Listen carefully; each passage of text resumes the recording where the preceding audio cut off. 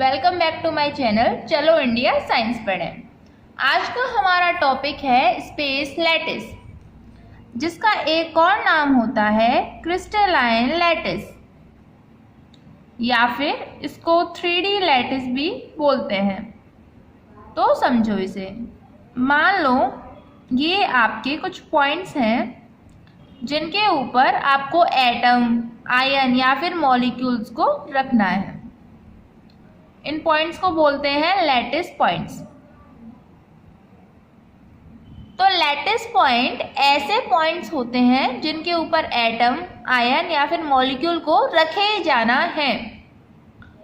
तो space lattice क्या होता है? स्पेस लैटिस इन्हीं लैटिस पॉइंट का अरेंजमेंट होता है, जिससे हमें पता चलता है कि 3D में एटम, आयन या मॉलिक्यूल का कैसा अरेंजमेंट होगा। तो लैटिस पॉइंट क्या है? लैटिस पॉइंट वो पॉइंट है जहाँ पर एटम, आयन या मॉलिक्यूल को रखा जाएगा। स्पेस लैटिस क्या है? इन्हीं सभी लैटिस पॉइंट के अरेंजमेंट को, यानी इस पूरे को हम लोग क्या बोल सकते हैं? ये स्पेस लैटिस है। जो हमें क्या बता रहा है?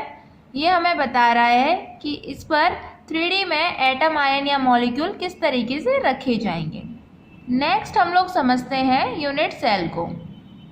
यूनिट सेल क्या होता है? आप लोगों को पता है ईंट पर ईंट रख रख के पूरी इमारत तैयार हो जाती है। तो ईंट क्या है? घर की सबसे छोटी यूनिट है। ऐसे ही किसी भी क्रिस्टल लैटिस की सबसे छोटी यूनिट होती है यूनिट सेल। आप कहोगे कि unit cell is the smallest repeating unit of crystal lattice. सबसे छोटी यूनिट है क्रिस्टल लैटिस की, जिसको बार बार रिपीट किया जा सकता है। Smallest repeating unit of crystal lattice. जैसे ईंट को रिपीट कर करके पूरा घर तैयार हो जाता है, वैसे ही यूनिट सेल को रिपीट कर करके पूरा क्रिस्टल लैटिस तैयार हो जाता है। यूनिट सेल कैसा होता है? ये मान लो आपका क्यूबिक यूनिट सेल है। हम लोग कई टाइप के यूनिट सेल पढ़ेंगे। यूनिट सेल के अंदर क्या होता है? यूनिट सेल को हम लोग कैसे पहचानेंगे? उसकी एज लेंथ से। जैसे एक्स एक्सिस के अलोंग मैं इसकी एज मान रही हूँ, किनारे को मान रही हूँ ए। वाई एक्सिस के अलोंग मैं मान रही हूँ बी, और ये जेड एक्सिस होती है आपकी, तो इसके अलोंग मैं मान रही हूँ सी। एक हम लोग कैरेक्टराइज करेंगे तीनों की एज लेंथ क्या है, और दूसरा एंगल बिटवीन दीज एजेस। देखो बी और साइड सी, इनके बीच के एंगल को मैं बोल रही हूँ अल्फा।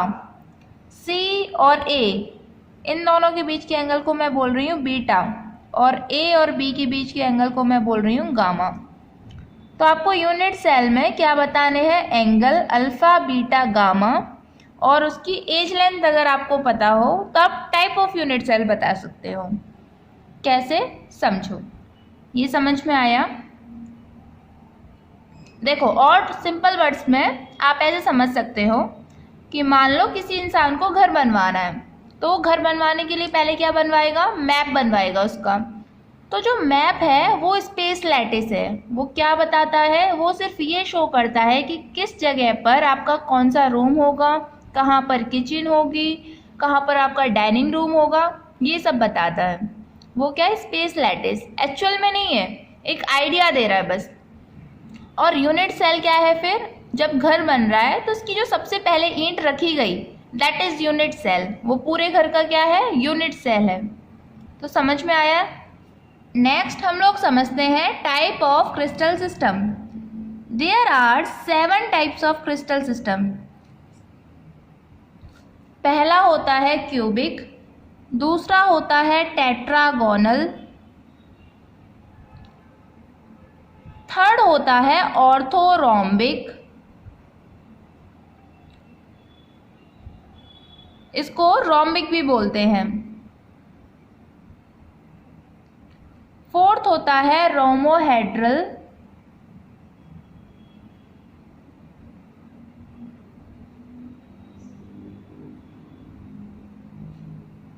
जिसका एक और नाम है ट्राइगोनल। फिफ्थ होता है आपका हेक्सागोनल।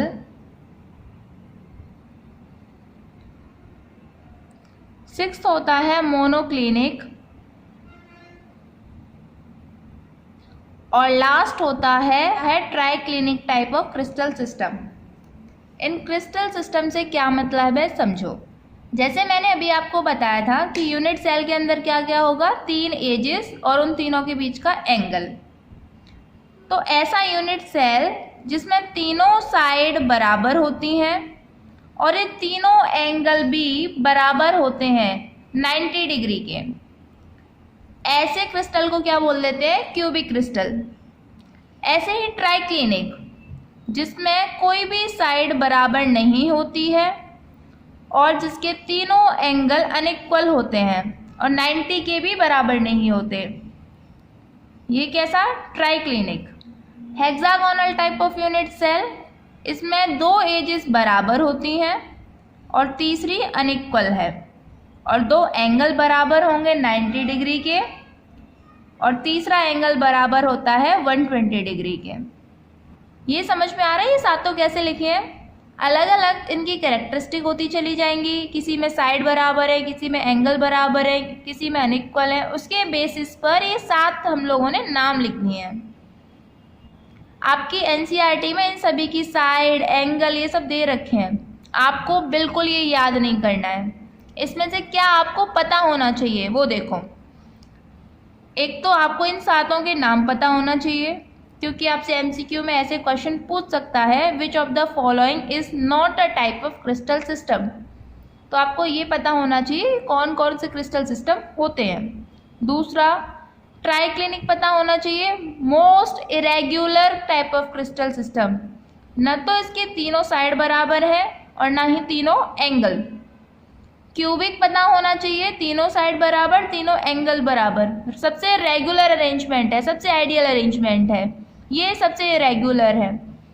ये 2 याद होने चाहिए, नाम पता है, दैट्स इट। इसके अलावा आपको इसमें से कुछ भी याद रखने की जरूरत नहीं है। जो आप लोगों के लिए इम्पोर्टेंट है वो है क्लासिफिकेशन ऑफ यूनिट सेल। तो समझो, यूनिट सेल होते हैं 4 टाइप के। पहला, primitive unit cell. Primitive unit cell जिसका एक और नाम है सिंपल क्यूबिक यूनिट सेल। दूसरा, face centred cubic unit cell. Face centred cubic unit cell. तीसरा, body centred cubic unit cell. ये चारों आपके लिए इंपॉर्टेंट है। And last, end centred cubic unit cell.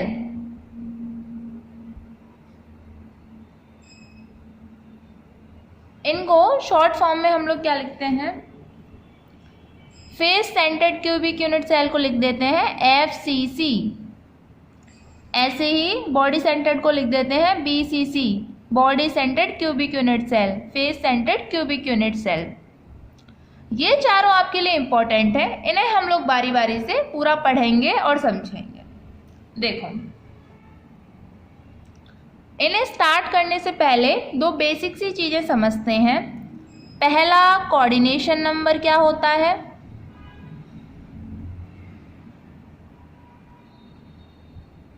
और दूसरा समझेंगे पैकिंग एफिशिएंसी क्या होती है।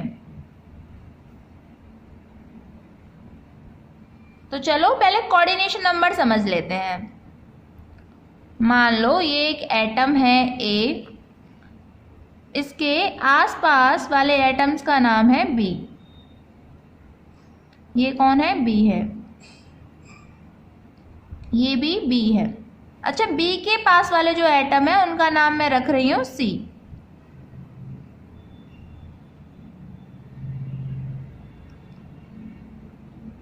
ये दिख रहा है आपको फिगर।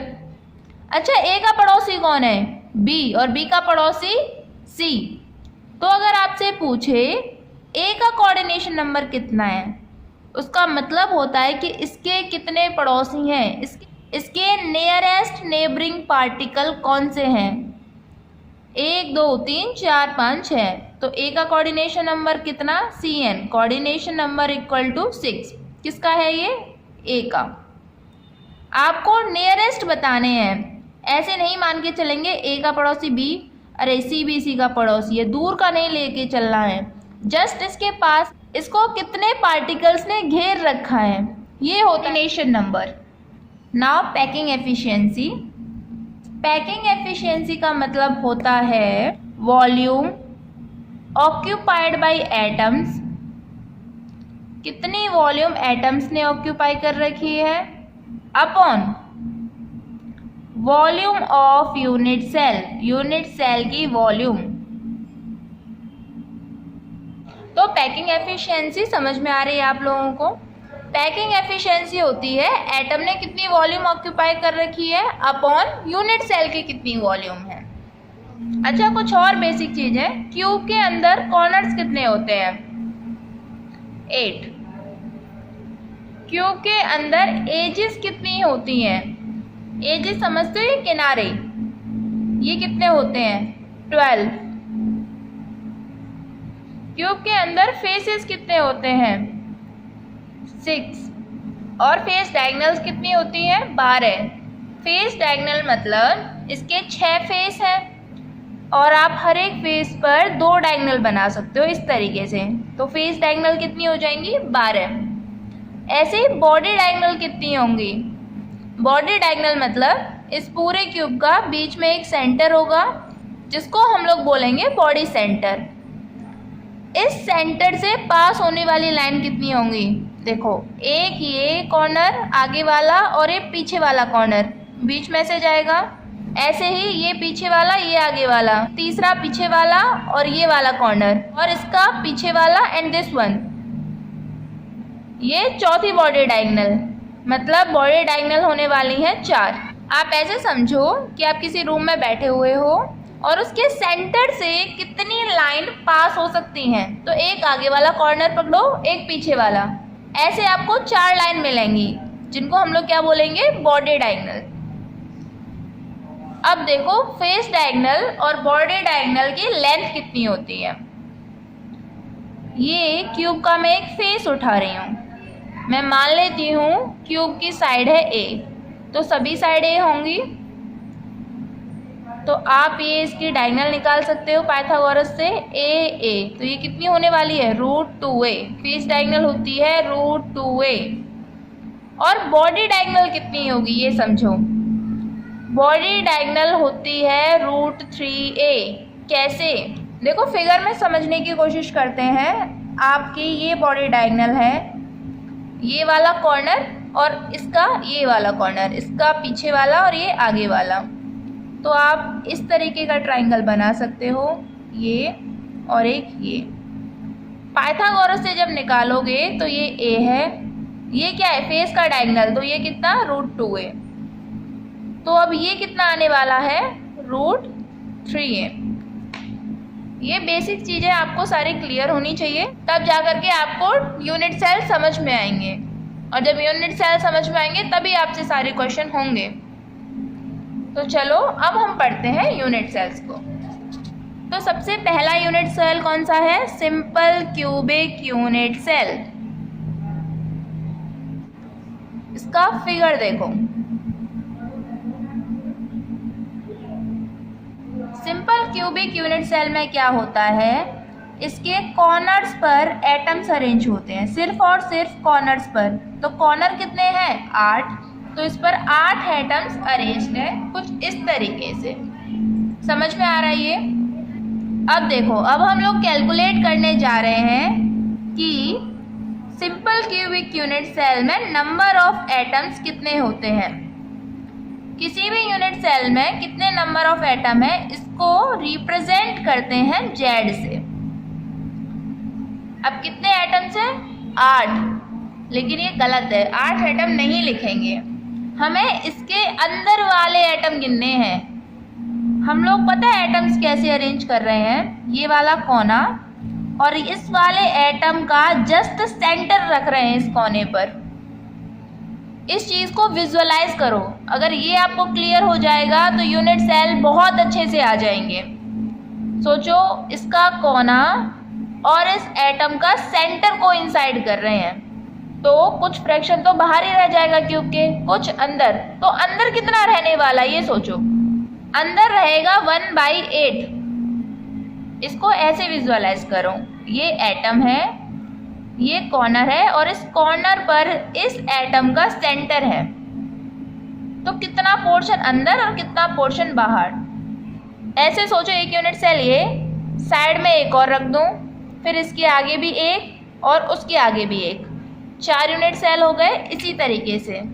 और उन चारों के मैंने ऊपर रख दिए, तो ये वाला पॉइंट एकदम सेंटर में आ जाएगा। टोटल यूनिट सेल अब कितने हो गए? 8। तो एक यूनिट सेल के अंदर कितना जाएगा? 1/8। आपको याद रखना है, कॉर्नर पर कंट्रीब्यूशन होता है एटम का 1/8। तो अब एटम कैसे कैलकुलेट करोगे वो समझो। टोटल कितने एटम थे? 8। एक कॉर्नर पर कंट्रीब्यूशन 1/8, तो सिंपल क्यूबिक यूनिट सेल के अंदर नंबर ऑफ एटम होते हैं 1। देख, आपको 8 रहे हैं, लेकिन क्योंकि 1/8 ही आएगा अंदर, तो 8 का कंट्रीब्यूशन कितना? 1। तो आप Z की वैल्यू क्या लिखोगे? 1। इतना समझ में आया? नेक्स्ट देखते हैं relation between edge length and atomic radius. मैं एज की लेंथ को ले रही हूँ a और एटम के रेडियस को ले रही हूँ r। तो समझो, जब हम इस यूनिट सेल को देखते हैं तो हमें कुछ इस तरीके का फिगर नजर आता है। ये एटम इस तरीके से अरेंज होते हैं। ये एटम्स कुछ इस तरीके से अरेंज होते हैं। फिगर थोड़ा गड़बड़ा गया है, लेकिन ये याद रखो कि ये कॉर्नर है, ये इसके सेंटर पर है, ये कॉर्नर है, ये इसके सेंटर पर है, और ये बराबर बराबर एटम है। तो ये आपकी साइड A हो गई, और ये रेडियस R हो गई, और इसकी भी रेडियस R हो गई। तो आपको फिगर से क्या समझ में आ रहा है? A एज लेंथ बराबर किसके है? R + R, 2R के। ये किसके बीच का रिलेशन हो गया? एज लेंथ और एटम की रेडियस के बीच में। अब आपको कैलकुलेट करनी है पैकिंग एफिशिएंसी, और पैकिंग एफिशिएंसी अभी आपने पढ़ी, वॉल्यूम ऑक्यूपाइड बाय एटम्स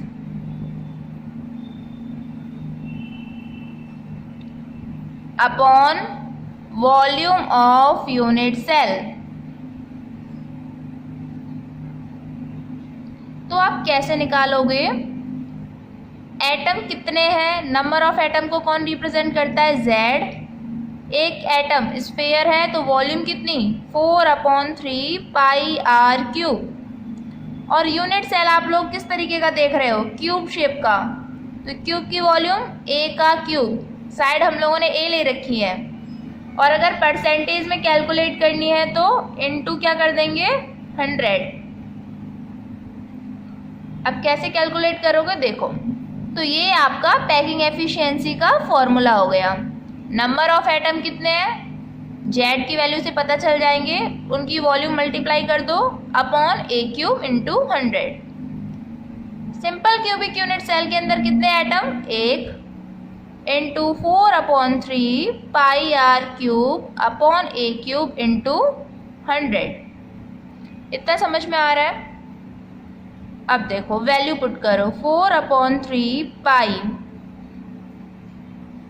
अच्छा, R की जगह पर मैं यहाँ से ऐसे लिख दूँ, R = A/2। तो R का क्यूब मैं क्या लिख सकती हूँ? A/2 का क्यूब अपॉन A³ × 100। तो इसको जब हम सॉल्व करेंगे, ये वैल्यू आती है 52.4%। क्या मतलब है इसका? कि सिंपल क्यूबिक यूनिट सेल के अंदर 52.4% स्पेस भरा हुआ होता है, बाकी खाली। तो अगर आपसे पूछे कि वॉइड स्पेस कितना है, वॉइड स्पेस VOID, वॉइड मतलब खाली जगह, वॉइड स्पेस कितना है, तो इतना भरा हुआ है, 100% में से माइनस कर दो 52.4 को, कितना आ जाएगा 47.6%। तो आप ये भी बता सकते हो पैकिंग एफिशिएंसी कितनी है, वो भी बता सकते हो, या फिर आपसे पाई के टर्म्स में पूछे, आप पाई की वैल्यू न रखो तो ये आता है पाई/6। ये आपसे कंपटीशन में पूछ सकता है, बोर्ड में आपसे बस यही पूछेगा 52.4%। तो z की वैल्यू क्या होती है सिंपल क्यूबिक यूनिट सेल में, ये आपको पता होना चाहिए।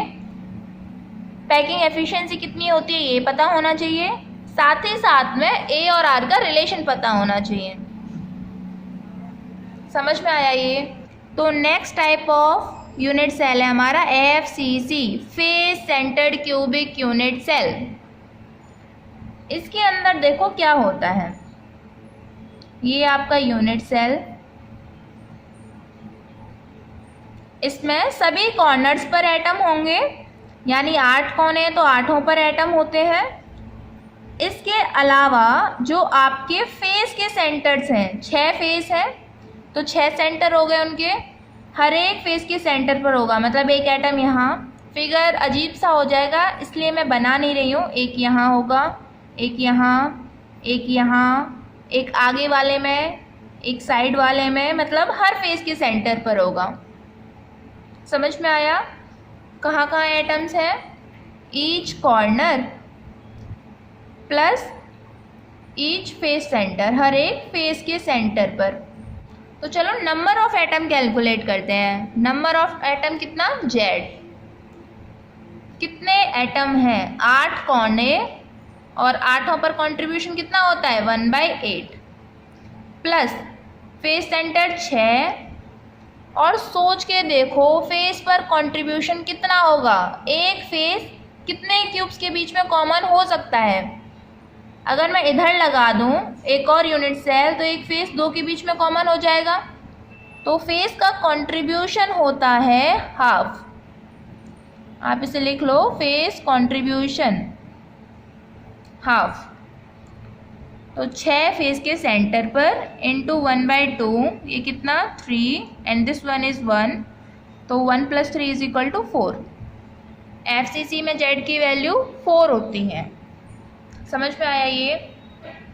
अब अगर हम लोग एज लेंथ और एटम की रेडियस के बीच में रिलेशन देखें तो a मतलब एज लेंथ, r मतलब एटॉमिक रेडियस।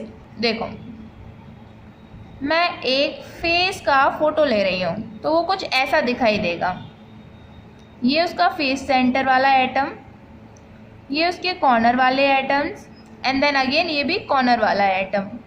ये एक फेस का फोटो है, ये एटम सभी बराबर हैं, डायग्राम थोड़ा सा अटपटा बन गया है, सबकी रेडियस सेम है। तो देखो यहाँ से क्या रिलेशन निकलता है, ये फेस का फोटो है तो ये क्या है इसकी फेस डायगोनल। फेस डायगोनल कितनी होती है √2a। तो देखो फेस डायगोनल किसके बराबर है, r, इसका पूरा डायमीटर तो कितना 2r प्लस ये 4r, 2r + 2r 4r, तो ये हो गया 4r के बराबर। यहाँ से क्या रिलेशन निकलेगा, a = 4/√2r। √2 से आप 4 को काट सकते हो कितनी बार, 2√2r। तो a का रिलेशन होता है a = 2√2r। अब आप पैकिंग एफिशिएंसी भी कैलकुलेट कर सकते हो, z × 4/3 πr³ a³ × 100। कैसे निकालोगे, z की वैल्यू कितनी आई है 4, 4/3 पाई, r की जगह पे क्या रख सकते हो a/2√2, तो a/2√2 का क्यूब a³ × 100। इसको सॉल्व जब करेंगे तो ये आता है 74%। अच्छा, अगर आपसे पैकिंग फ्रैक्शन पूछे, ये तो आपने परसेंट में बताया, पैकिंग एफिशिएंसी %, अगर आप लोगों से पैकिंग फ्रैक्शन पूछे तो आप क्या बता दोगे 0.74, मतलब 100 से मल्टीप्लाई नहीं करेंगे। और अगर पाई के टर्म्स में निकालोगे तो ये आएगी π/3√2। ये समझ में आया। 74% पैकिंग एफिशिएंसी, तो खाली कितना 26%। एक last type of unit cell हम लोग पढ़ने जा रहे हैं, body centred cubic unit cell BCC। इसका फोटो देखो ज़रा, ये बना लिया क्यूब हमने।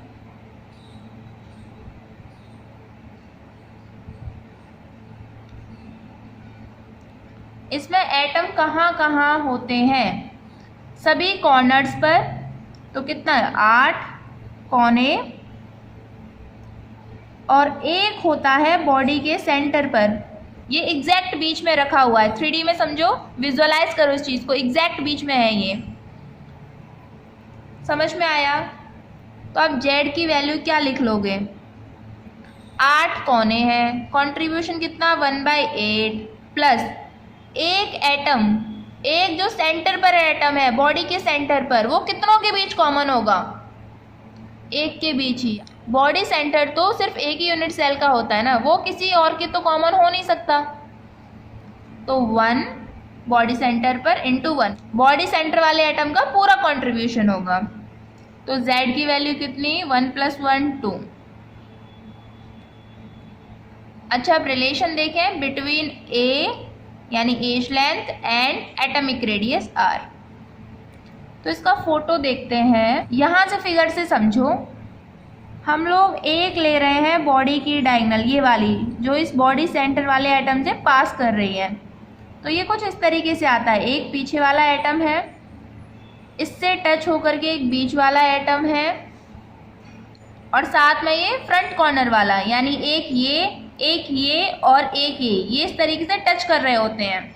ये आपको सिर्फ समझाने के लिए है, इस तरीके से टच कर रहे होते हैं। और ये क्या है, बॉडी की डायगोनल, और ये फेस डायगोनल ऐसे जा रही है।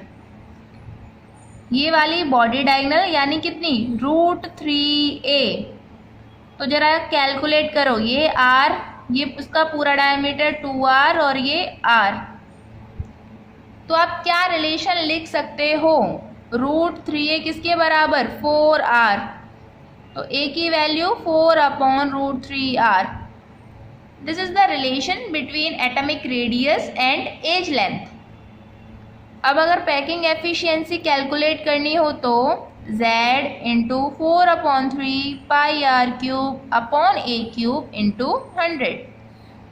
Z की वैल्यू 2, रेडियस की वैल्यू क्या रखोगे, रेडियस की वैल्यू यहाँ से क्या लिख सकते हो, R = √3a/4 R √3a/4। तो रखो यहाँ पर √3a/4 का क्यूब × 100/a³। तो ये वैल्यू आती है कैलकुलेट होकर के 68%। तो वॉइड स्पेस कितना 32%, खाली परसेंट कितना है 32%। तो सबसे ज़्यादा पैकिंग एफिशिएंसी किस यूनिट सेल की आई थी, face centred cubic unit cell की। कितनी 74%। आपको इन यूनिट सेल में से क्या याद होना चाहिए, वो है Z की वैल्यू पता होनी चाहिए, relation between A and R पता होना चाहिए, और सबकी पैकिंग एफिशिएंसी। एक और यूनिट सेल पढ़ा था हम लोगों ने एंड सेंटर टाइप, उसको बस समझ लेते हैं, वो हमारे सिलेबस में है नहीं। एंड सेंटर्ड के अंदर क्या होता है सभी कॉर्नर पर एटम होते हैं, इसके अलावा किन्हीं भी 2 अपोजिट फेसेस पर एटम होते हैं। यानी अगर इसके फेस सेंटर पर एक एटम है तो इससे अपोजिट वाले पर होगा, किन्हीं भी 2 पर होंगे, सभी पर नहीं। तो आप चाहो तो ये लिख सकते हो एंड सेंटर्ड में on corners plus any 2 opposite faces, किन्हीं भी 2 अपोजिट फेस पर एटम होंगे। तो आप इसकी Z की वैल्यू निकाल सकते हो क्या, कॉर्नर पर 1/8 × 8 और फेस पर कितने हैं 2 और कंट्रीब्यूशन 1/2। तो आप बता सकते हो Z की वैल्यू 2 आती है एंड सेंटर्ड पर। हालांकि ये हमारे सिलेबस में नहीं है, आपको पता होना चाहिए FCC unit cell, BCC unit cell और simple cubic unit cell, they are most important. अगर आपको ये समझ में आ गए तो आपको पूरा चैप्टर बहुत ही अच्छी तरीके से विजुअलाइज हो जाएगा, बहुत ही अच्छी तरीके से समझ में आ जाएगा। आई होप आपको ये सभी यूनिट सेल समझ में आ गए हैं। आपको इन सभी को विजुअलाइज कर करके पूरा समझना है, इनके फिगर्स बनाओ, किस तरीके से कैलकुलेशंस हुई हैं वो देखो, बाद में फिर वो अपने आप लर्न हो जाएंगी। Okay, thank you students and share this video with other students too. और दूसरा, आप लोग अपने नोटिफिकेशंस ऑन करके रखें ताकि जैसे ही आपकी क्लास की वीडियो आए आप उसे देख सकें। और अगर आपको अपनी क्लास की वीडियो सर्च करने में दिक्कत आ रही है, क्योंकि 9 to 12 की वीडियोस हैं चैनल पर, तो आप चैनल की प्लेलिस्ट पर जाओ, वहाँ पर आपकी क्लास की सेपरेट प्लेलिस्ट बनी हुई है।